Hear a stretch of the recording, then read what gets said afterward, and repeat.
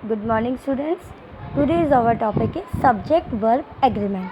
Means subject और verb जो एक दूसरे के साथ साथ किस प्रकार से यूज़ में लिए जाते हैं उनका एक एग्रीमेंट. अब हम डेफिनेशन देखेंगे. We can tell it. अब सब्जेक्ट वर्ब एग्रीमेंट को हम agreement of the verb with its subject ये भी कह सकते हैं कि वर्ब का एक समझौता होता है, एग्रीमेंट होता है विद इट्स सब्जेक्ट के साथ कि भाई सब्जेक्ट अगर सिंगुलर है, प्लूरल है, सब्जेक्ट अगर फ्रेजल वर्ब्स हैं, फ्रेजल हैं, तो ईडियम्स हैं, तो अब हम इस कंडीशन में वर्ब कौन सी लगाएं, इज़ार एम लगाएं, सिंगुलर लगाएं, प्लूरल लगाएं. तो ये एक एग्रीमेंट होता है, उसे आज हम क्लियर करेंगे, उसे आज हम उसके रूल्स को देखेंगे. फर्स्ट देखिए इस रूल में, जैसा कि हम सभी को टेंस में हमने देखा है कि आई और वी के साथ में अगर सेंटेंस प्रेजेंट में हो तो प्रेजेंट वर्ब आई के साथ एम आती है, हैव आती है, मेन वर्ब की फर्स्ट फॉर्म आती है और नेगेटिव सेंटेंस में डोंट लिखा जाता है. अगर पास्ट हो सेंटेंस तो पास्ट की वर्ब आई के साथ वॉज आएगी, हैड आएगी, वर्ब की सेकंड फॉर्म आएगी या नेगेटिव सेंटेंस के साथ डिडंट आएगी. और अगर फ्यूचर सेंटेंस हो तो वहाँ पर फ्यूचर की वर्ब आई के साथ शैल आएगी. आई के साथ में हमने विल कहाँ देखा था, जब मॉडल्स जो है वो स्पेशल कोई कंडीशन बताते हैं वहाँ पर हम आई के साथ वी के साथ विल यूज़ में लेते हैं, जो हमने मॉडल में देखे थे, जिसमें डेटर्मिनेशन, थ्रेट देखा था हमने. तो वही चीज़ इंटेंशन, तो ये ध्यान रखना है. इसके बाद अगर वी है, सेंटेंस का स्टार्टिंग सब्जेक्ट वी है, तो प्रेजेंट सेंटेंस होने पर प्रेजेंट की verb are, have main verb की फर्स्ट फॉर्म और डोंट नेगेटिव सेंटेंस में डोंट यूज़ में लाते हैं, क्योंकि सब्जेक्ट वर्ब एग्रीमेंट है इसलिए हम सब्जेक्ट और वर्ब ही देखेंगे. सेकंड, पास्ट होने पर verb had, second form didn't और फ्यूचर होने पर शैल. इसके बाद सेकंड पर्सन यू अगर है तो प्रेजेंट सेंटेंस होने पर प्रेजेंट की verb are, have main verb की फर्स्ट फॉर्म और डोंट यूज़ में ली जाती है. पास्ट सेंटेंस है तो पास्ट की वर्ब यू के साथ verb had, second form didn't और फ्यूचर के साथ विल यूज़ में आती है.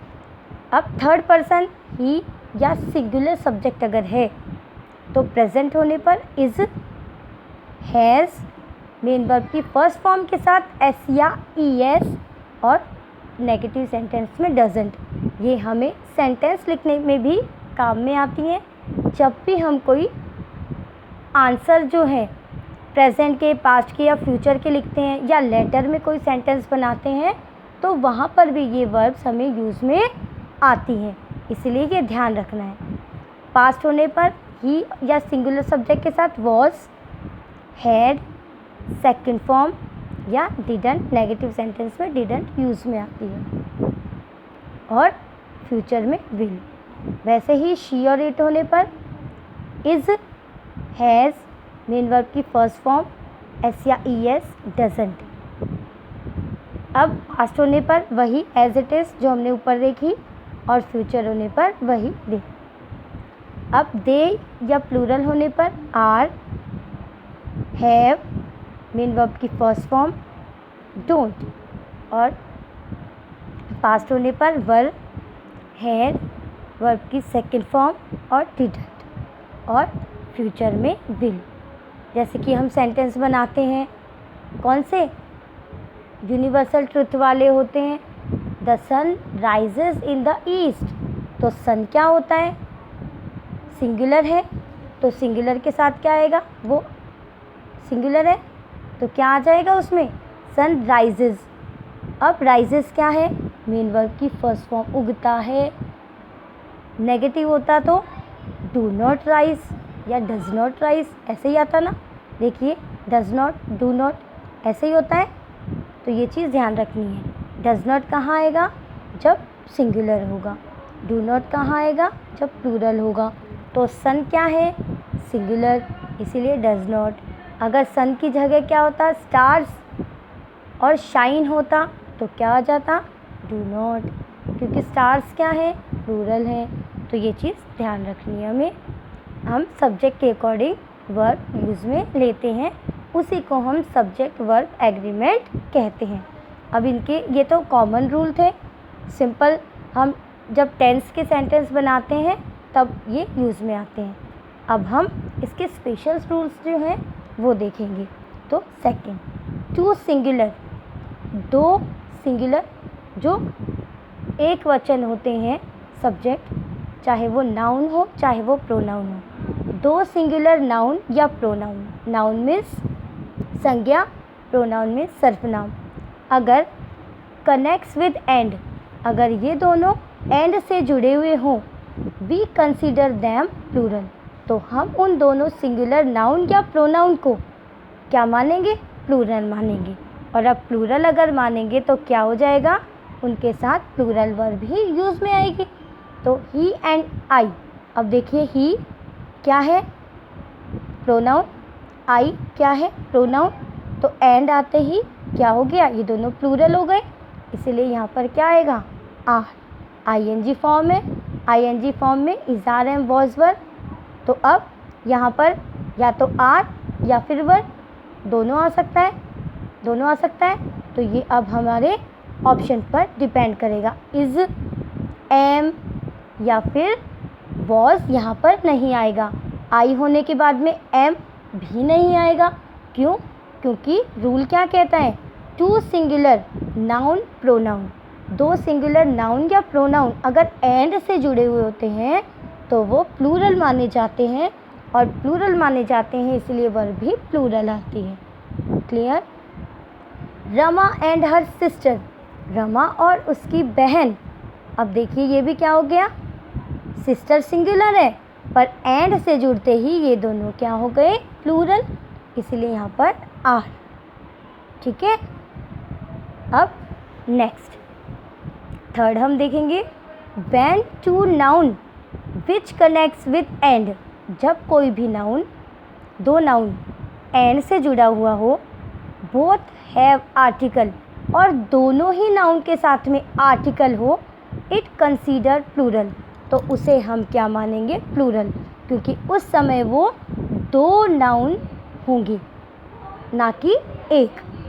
तो ये ध्यान रखना है कि जब भी दो नाउन, जब भी दो संज्ञा जो होगी उसके साथ आर्टिकल यूज़ में लिया जाएगा दोनों के ही साथ, तो वो अलग अलग दो व्यक्तियों को दर्शाएंगे, आइडेंटिफाई कराएंगे, तो इसीलिए वो प्लूरल माने जाएंगे। जैसे the collector and the president, अब कलेक्टर अलग है और प्रेसिडेंट अलग है, इसीलिए क्या आ जाएगा? ये दो व्यक्ति हो गए, प्लूरल हो गए, इसीलिए यहाँ पर वर आएगा। एंड है ये, तो ये नहीं है एंड बताया था इसीलिए आएगा, नहीं, यहाँ पर स्पेशल रूल कह रहा है आर्टिकल के लिए। ठीक है। अब इसी में एक स्पेशल बात है, note, if first noun have article, अब दो नाउन तो है और वो एंड से भी जुड़ा हुआ है, पर इसमें अगर पहले नाउन के साथ में आर्टिकल हो और दूसरे नाउन के साथ आर्टिकल ना हो तो उसे हम सिंगुलर ही मानते हैं, क्योंकि जब किसी नाउन के साथ में, दो नाउन के साथ में एक ही बार आर्टिकल यूज़ में लिया जाता है तो वो सिंगुलर माना जाता है।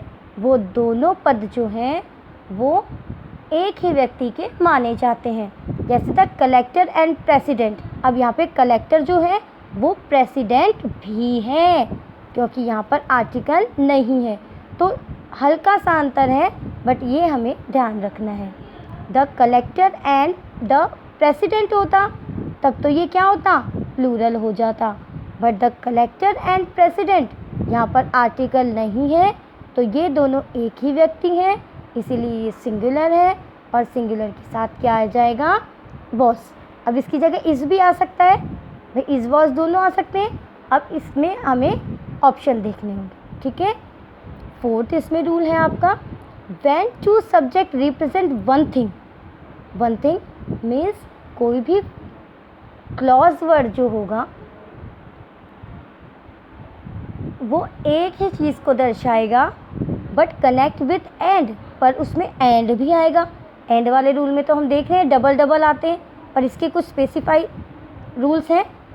जैसे आर्टिकल नहीं है तो वो सिंगुलर होगा, अगर वो वन थिंग को रिप्रेजेंट करेगा एक ही चीज़ को तब भी वो सिंगुलर होगा। ब्रेड एंड बटर एक साथ खाते हैं, हम खाते हैं, एक साथ बोला जाता है ब्रेड एंड बटर, इसलिए यहाँ पर क्या आएगा, ये सिंगुलर होगा, इज आएगा। फिर है slow and steady wins the race, एक साथ बोला जाता है, प्रोवर्ब्स है ये, प्रोवर्ब्स होते हैं, तो इनमें क्या किया जाता है, इनको सिंगुलर माना जाता है और सिंगुलर के ही वर्ब्स इनके साथ यूज़ में लिए जाते हैं। अब इसके बाद में है all, many, both, several, few, a few, the few, etcetera. अगर ये वर्ड्स हों आर प्लूरल तो ये समझते हैं प्लूरल, ये प्लूरल वर्ड्स होते हैं। So always use plural verb with them, ये शब्द प्लूरल है इसीलिए इनके साथ हमेशा प्लूरल वर्ब यूज़ में ली जाएंगी। ठीक है, ऑल द स्टूडेंट्स, अब देखिए ऑल के बाद में स्टूडेंट्स प्लूरल, अब प्लूरल होगा इसलिए क्या आ जाएगा, प्लूरल के साथ में मेन वर्ब की फर्स्ट फॉर्म आती है। अब इसमें स्पेशल नोट रखा है, बट यूज सी आफ्टर, अब निक प्लूरल ए पर हमेशा सिलर वर्ब यूज, क्योंकि वहाँ पर सही नाउन लिया है, ए मतलब एक होता है इसलिए है, आगे के रूल।